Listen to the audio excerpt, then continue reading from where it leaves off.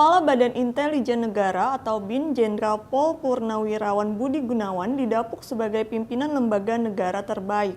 Hal ini berdasarkan hasil survei yang dilakukan oleh Lembaga Pemilih Indonesia atau LPI. Selain Budi Gunawan, ada juga tokoh-tokoh lainnya yang masuk dalam jajaran 10 besar, termasuk Panglima TNI Jenderal Andika Perkasa dan Kapolri Jenderal Listio Sigit Prabowo.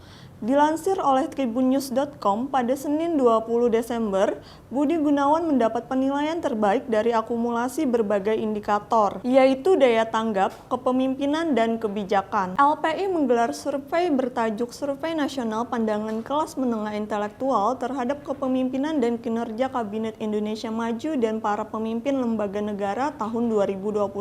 Kelas menengah intelektual yang dimaksud yakni kelompok masyarakat berpendidikan tinggi yaitu S1, S2, dan S3 yang secara sadar mengamati proses sosial dan politik. Ada sebanyak 46 nama menteri dan pimpinan lembaga negara yang disodorkan kepada responden. Hasilnya, ada 10 nama yang menduduki peringkat tertinggi.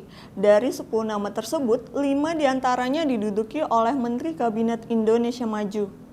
Peringkat pertama diduduki oleh Kepala BIN Budi Gunawan, disusul Panglima TNI Jenderal Andika Perkasa, kemudian Menteri Keuangan Sri Mulyani dan Kapolri Jenderal Listio Sigit Prabowo. Selain Sri Mulyani, ada Menteri Agama Yakut Kholil Qomas, Menteri PUPR Basuki Hadimuljono, Mendagri Tito Karnavian, dan Menteri BUMN Erick Thohir. Sedangkan pimpinan lembaga negara lainnya yakni Kepala Densus 88 Anti Teror Polri Irjen Pol Martinus Hukum dan KSAD Jenderal TNI Dudung Abdurrahman.